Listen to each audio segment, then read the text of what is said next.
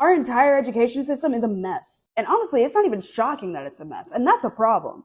Like, our whole system has just become consumed with data and tests and grades and all this other stuff that we forget that we're servicing kids. They're kids. And yes, it's very concerning that we have 8th and 9th graders who are reading on a 3rd grade level or can't read and write at all. But like, we have to talk about what the problem is. It's not the teachers. We're doing everything that we're told to do. It's the system. And who's in charge of the system? Who creates the system? Not the teachers. Have you seen my paycheck? That's above my pay grade.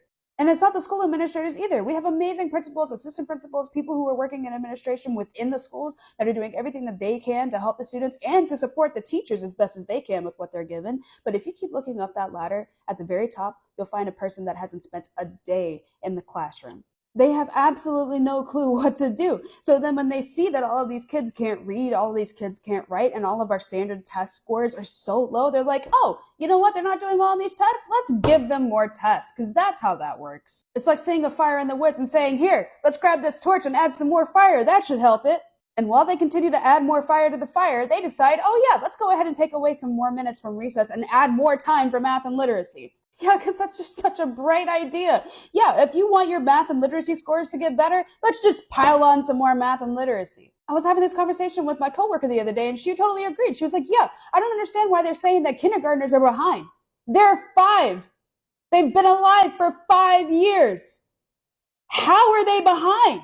When I was in kindergarten, you want to know what we did? We had nap time, even though I refused to sleep because I had so much energy. We took care of our class pet, the tarantula. No, I did not touch the tarantula because I was terrified of it. We did paper mache. That was one of my favorite projects that we ever did. We also read. We also had time to learn our ABCs and like just how to be a human being. I don't even think I saw a standardized test until I was in 6th grade. And that's because I went to a magnet school. And we turned out just fine. Taking time from recess, taking time and funding from the arts and replacing that with more math and literacy does not fix the problem. And since everybody seems to love data so much, let me show you some. So first, this article that talks about how the American Academy of Pediatrics recommends that children participate in 60 minutes worth of moderate to vigorous activity per day. Now look at this drop between 5th grade and 6th grade. That's a 55.7% drop in schools that regularly use recess.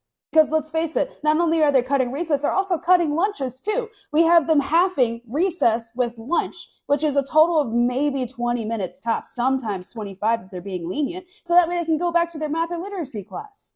Like even in the typical workforce, we have a required minimum 30 minutes of duty-free lunch or just lunch in general before going back to work. So what makes you think that these kids can just go and eat in 10, 15 minutes? And they wonder why we have so many suspensions and behavior issues.